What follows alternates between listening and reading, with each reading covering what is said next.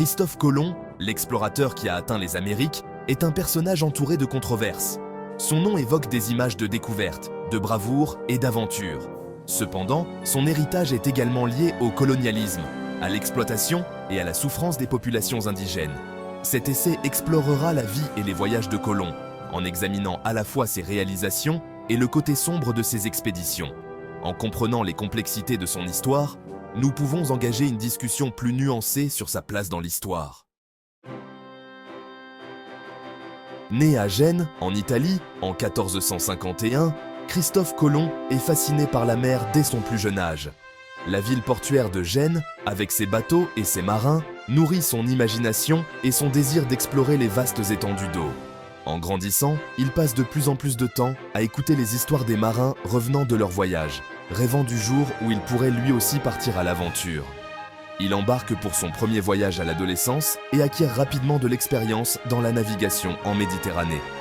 Ses premières années en mer lui permettent de développer ses compétences en navigation et en cartographie. Il apprend à lire les étoiles, à comprendre les courants marins et à manœuvrer des navires dans des conditions difficiles. Chaque voyage renforce sa détermination à découvrir de nouvelles terres et à repousser les limites du monde connu. Colomb est convaincu qu'il existe une route plus courte vers les Indes orientales en naviguant vers l'ouest à travers l'océan Atlantique. Cette idée révolutionnaire est en grande partie influencée par les écrits de géographes et d'astronomes de l'époque, qui spéculent sur la forme et la taille de la Terre. Colomb passe des heures à étudier des cartes et des manuscrits, cherchant des indices qui pourraient soutenir sa théorie. Cette croyance est basée sur des erreurs de calcul de la circonférence de la Terre et sur sa conviction que l'Asie s'étend plus à l'est qu'elle ne le fait réellement. Les cartes médiévales de l'époque sont souvent inexactes, mais elles alimentent l'imagination de Colomb. Il est persuadé que les distances sont plus courtes qu'elles ne le sont en réalité, ce qui le pousse à poursuivre son rêve avec encore plus de ferveur. Poussé par l'ambition et la soif d'exploration, Colomb cherche un mécène pour financer son voyage vers l'ouest. Il voyage à travers l'Europe, rencontrant des rois, des reines et des nobles, espérant convaincre quelqu'un de soutenir son projet audacieux. Ses discours passionnés et sa vision d'un monde nouveau captivent certains, mais beaucoup restent sceptiques. Il croit qu'atteindre les Indes orientales par une nouvelle route lui apportera richesse et gloire. Colomb imagine des trésors incommensurables et des honneurs qui feront de lui un héros de son temps. Il rêve de découvrir des terres inconnues, de rencontrer des peuples exotiques et de rapporter des richesses qui changeront le cours de l'histoire. Plus important encore, il espère établir une nouvelle route commerciale pour accéder aux précieuses épices et autres marchandises d'Asie. Les épices, en particulier, sont extrêmement prisées en Europe, et une nouvelle route commerciale pourrait transformer l'économie européenne. Colomb voit en cette entreprise non seulement une opportunité personnelle, mais aussi une chance de changer le monde. La quête de soutien financier de Colomb le conduit dans diverses cours européennes. Christophe Colomb, un marin génois avec une vision audacieuse, rêve de trouver une nouvelle route vers les Indes en naviguant vers l'ouest. Cependant, pour réaliser son rêve, il a besoin de soutien financier et de navires. Il présente d'abord ses plans au roi Jean II de Portugal, mais sa proposition est rejetée. Le roi et ses conseillers estiment que le plan de Colomb est irréaliste et trop risqué. Déçu mais déterminé, Colomb ne se laisse pas abattre. Sans se décourager, Colomb sollicite le soutien des souverains espagnols, le roi Ferdinand II d'Aragon et la reine Isabelle I de Castille. Il passe plusieurs années à la cour espagnole, essayant de convaincre les monarques de la viabilité de son projet. Après plusieurs années de négociations et de revers, les monarques espagnols acceptent de financer l'expédition de Colomb en 1492. Ils voient en Colomb une opportunité de devancer leurs rivaux portugais et d'étendre leur empire. Les monarques y voient une occasion d'accroître l'influence espagnole et d'accéder à de nouvelles routes commerciales. Ils espèrent que cette expédition ouvrira de nouvelles voies pour le commerce des épices et d'autres richesses. Ils fournissent à Colomb 3 navires, la Niña, la Pinta et la Santa Maria. Ces navires, bien que modestes, sont équipés pour affronter l'inconnu et porter les espoirs de toute une nation. L'expédition part de Palos de la Frontera, en Espagne, le 3 août 1492, marquant le début d'un voyage qui allait changer le cours de l'histoire. Avec un équipage de marins courageux, Colomb se lance dans l'inconnu, déterminé à prouver que son rêve est réalisable. Ce voyage, bien que périlleux, est animé par l'espoir et l'ambition de découvrir de nouvelles terres et de nouvelles opportunités pour l'Espagne. Le premier voyage de Colomb à travers l'Atlantique est semé d'embûches. Le voyage est long et difficile, l'équipage étant confronté à l'amenuisement des vivres et à la peur grandissante de l'inconnu. Après plus de 2 mois en mer, le 12 octobre 1492, la Terre est en vue. Colomb avait atteint une île des Bahamas, qu'il baptisa San Salvador. Croyant avoir atteint les Indes orientales, Colomb appelle les indigènes qu'il rencontre les Indiens. Il prend possession de la terre au nom de l'Espagne et explore les îles environnantes, dont Cuba et Hispaniola, aujourd'hui Haïti et la République dominicaine. Colomb rentre en Espagne en 1493, rapportant des nouvelles de ses découvertes et quelques indigènes.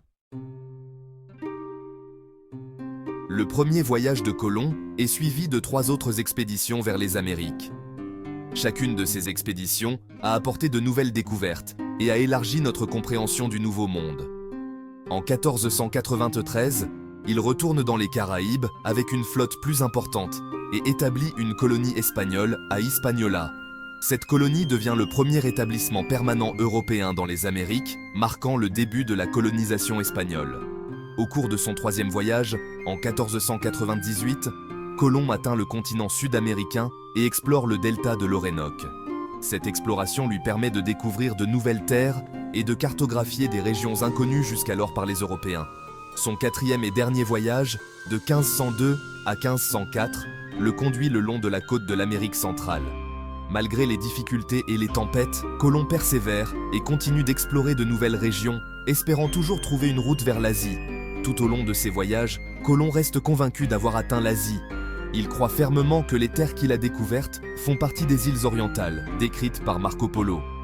Il explore de vastes territoires, établit des colonies et les revendique pour la couronne espagnole. Ces colonies deviennent des points de départ pour d'autres explorateurs et aventuriers européens. Ces expéditions ouvrent les Amériques à l'exploration et à la colonisation européenne, marquant un tournant dans l'histoire du monde.